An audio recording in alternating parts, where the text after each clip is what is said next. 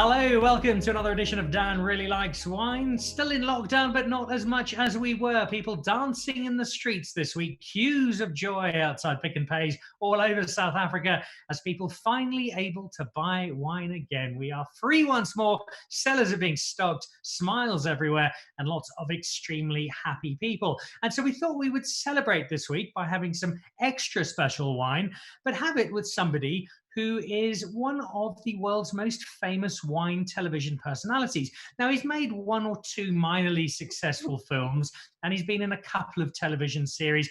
You might remember, I think it was Downton Abbey he was in, and The Good Neighbor, I think it was, some American law drama. But what he's really famous for is for being in The Wine Show, which is his crowning achievement. He was in The Crown as well. Hello, Matthew Goode.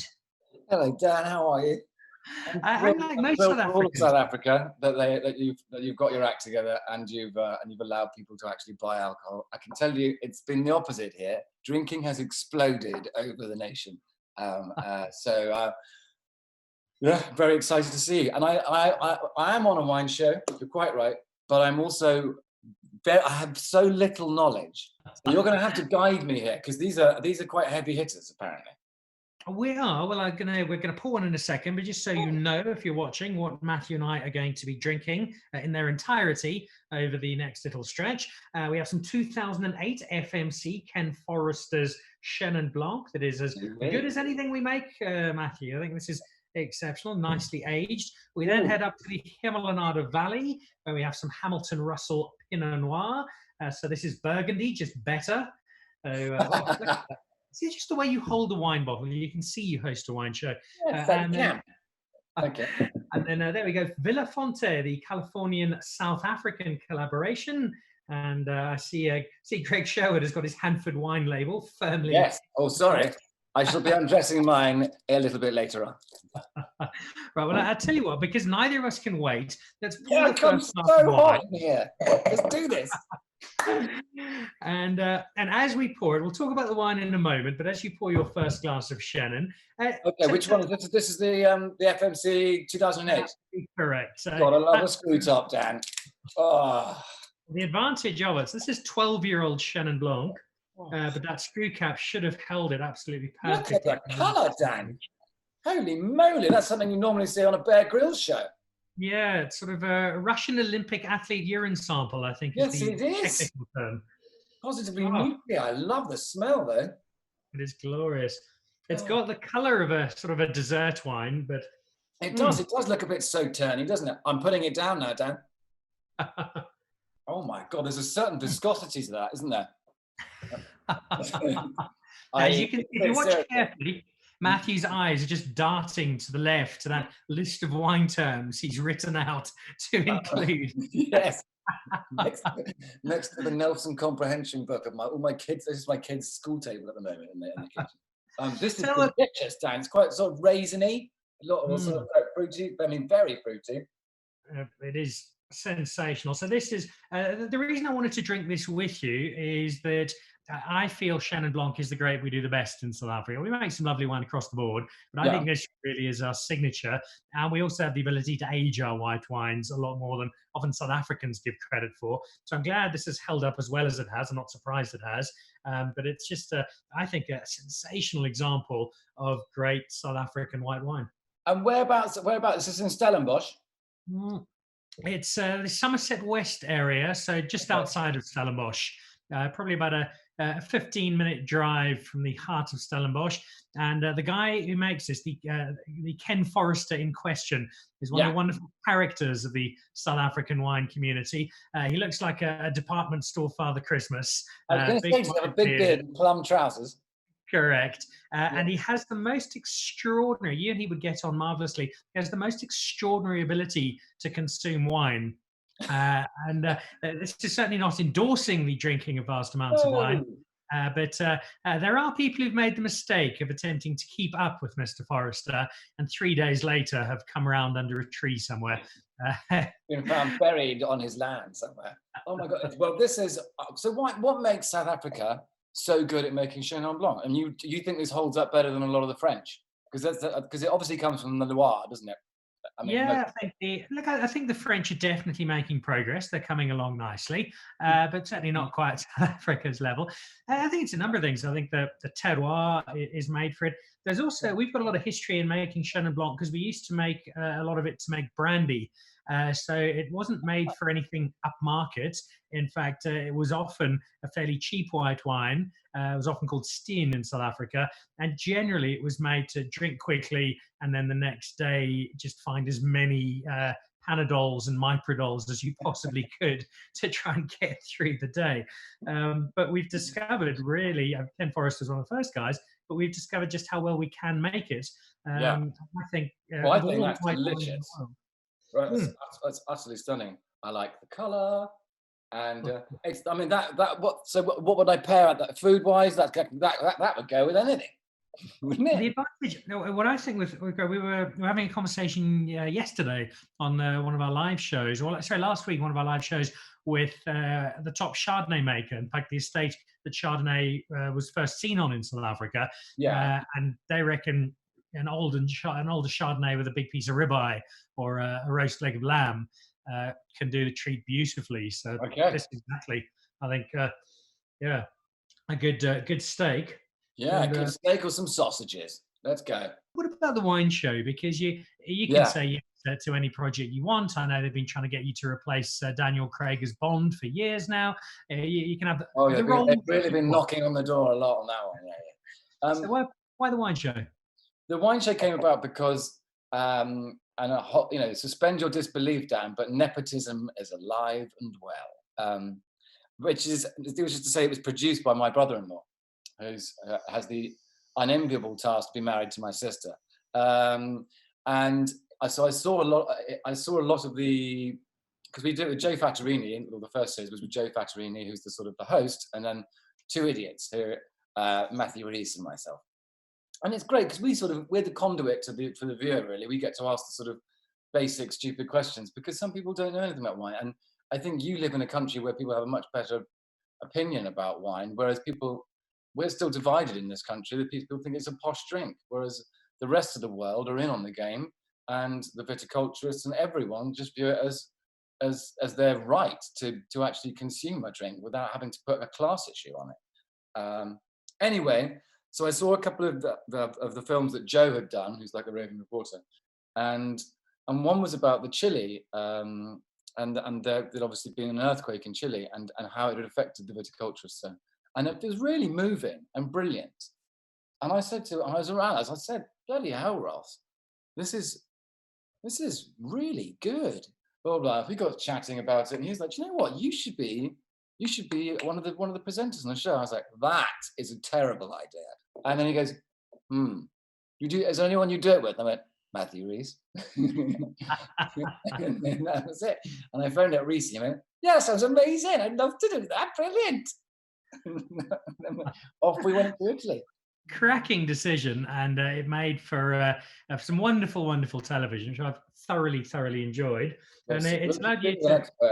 You would be a lot. You have a lot more nous, that's for sure. I love this though. The Ken Forrester, the 2008 Bosch. Well, what will be interesting, and you can do it in due course. I think you also received a bottle of the 2018, and it's quite nice to do a parallel. Yeah, they ran out of stickers, unfortunately. How many awards has it won? What? I think they bought some sort of Microsoft label program and printed off vast swathes of them. Master of Wine, 93 points. It's a multi-award winning wine, as is our second one. All right, we can certainly come back to the Chenin. I'm not putting that down the drain, love. What are you talking about? Well, I'll hang up on you instantly if you do. There we go. Right.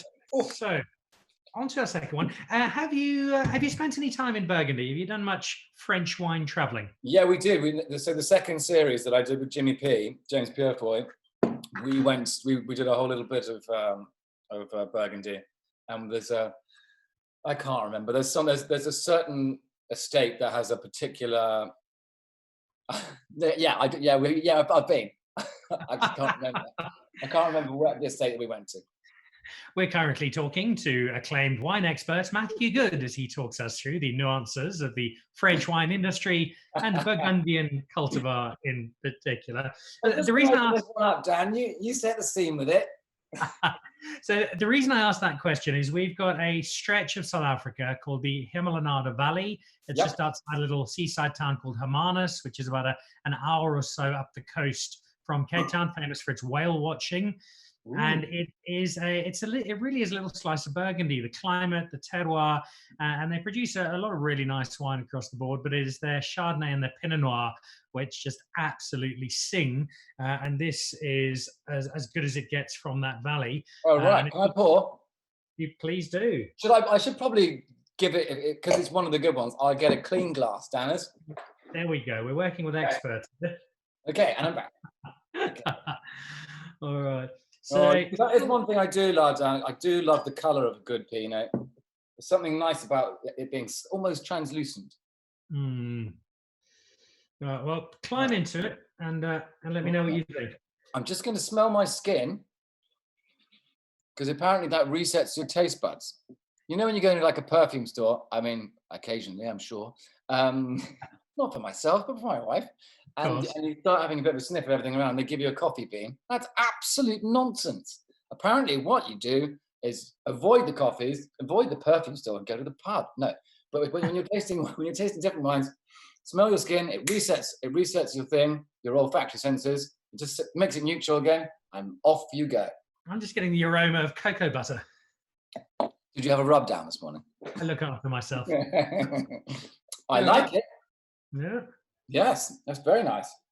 The sound of satisfaction. So we all make the occasional mistake in life. Probably my biggest one was marrying someone who doesn't like Pinot Noir. So it's probably a good thing and a bad thing. It means if I do open a bottle, there's only one person finishing it. Does your wife like Pinot? She won't touch it.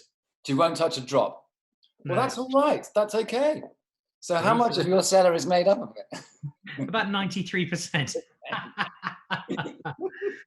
Oh, dear. Same amount of percentage as Robert Parker gave it points. Does this have a Burgundian feel to it, to you? It does have a Burgundian feel to it, yes. It does. But a little bit lighter than that, perhaps. I don't know. What's the very, very expensive one in Burgundy? That's where we went.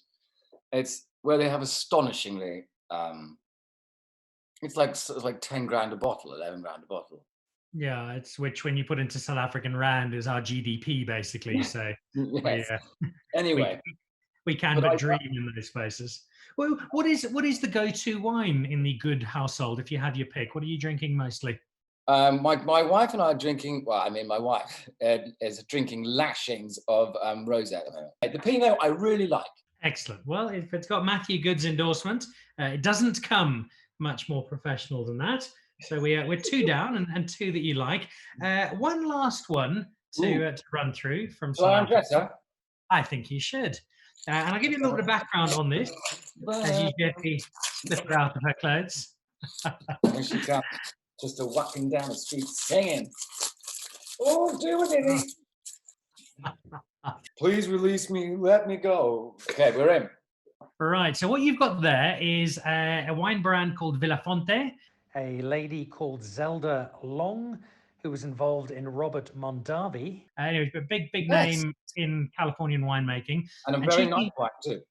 Yeah, and she teamed up with a guy called Mike Ratcliffe, who is a South African. His mum Norma was one of our first Cape Wine Guild winemakers. Okay. And they've got this brand called Vilafonté. It's, by our standards, not an inexpensive wine, but it's won loads of awards. And the Six Nations Red Wine Challenge last year won the World Red Blend of the Year. Wow. So it is a fairly acclaimed wine. They've got a Series C. Yeah, only 6 entrants.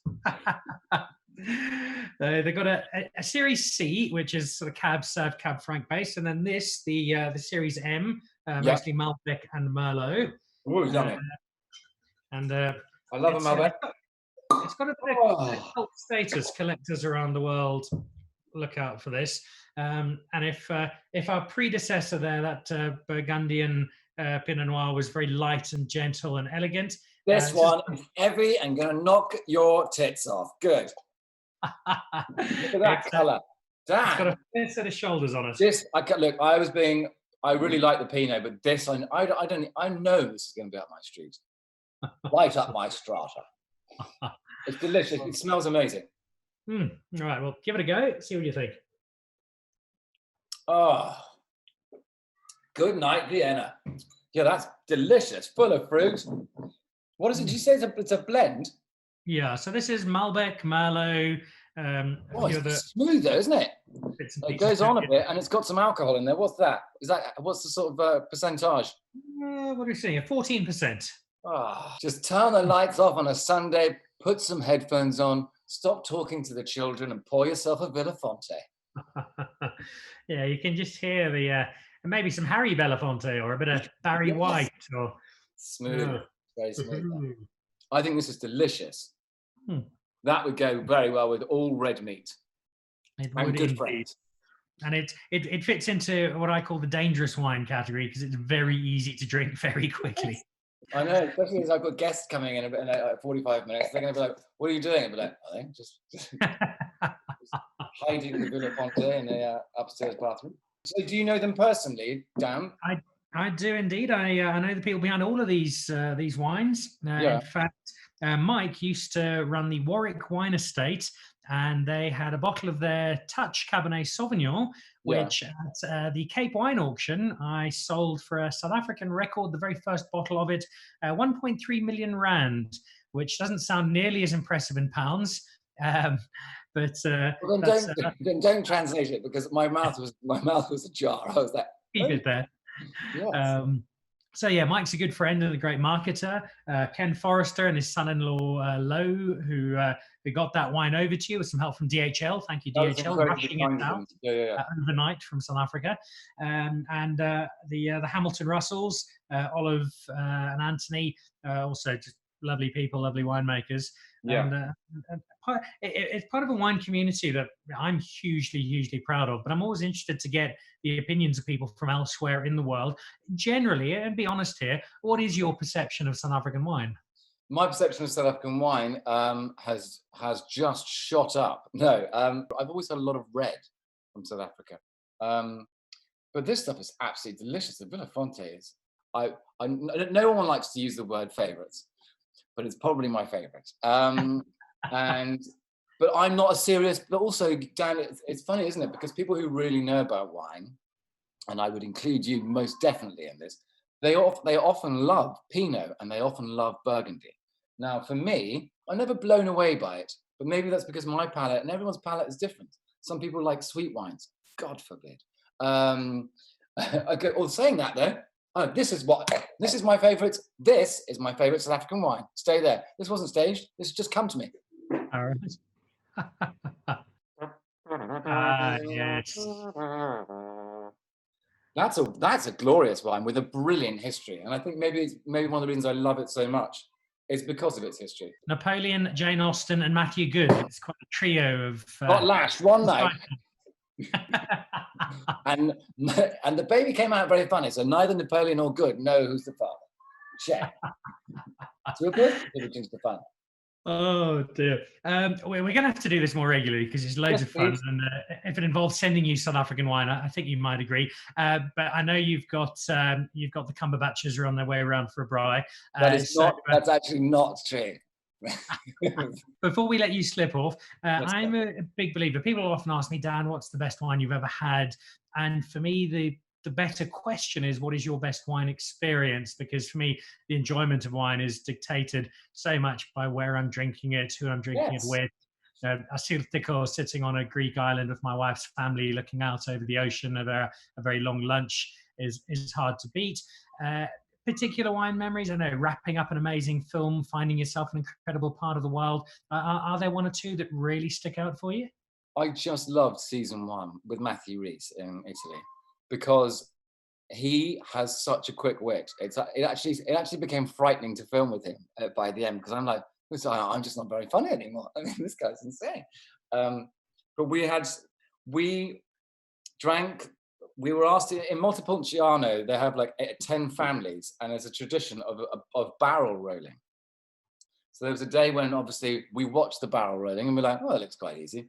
So it's like a 2.5 mile course with it, and they're fit as hell, obviously, these boys, and they roll a wine barrel up and in around the streets of Montepulciano. So they obviously, because we're doing a television show, they decided to ask Matthew and I to have a go at it. So we were rolling this wine barrel up the street, and they were huge barrels as well.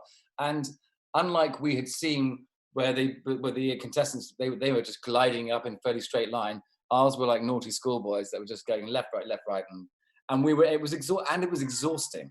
But I've had many, and I'd like to say that I've had many with my wife, who is listening intently from 10 yards away, waiting for that confirmation. Waiting to use the convection oven, which will make a hell of a racket.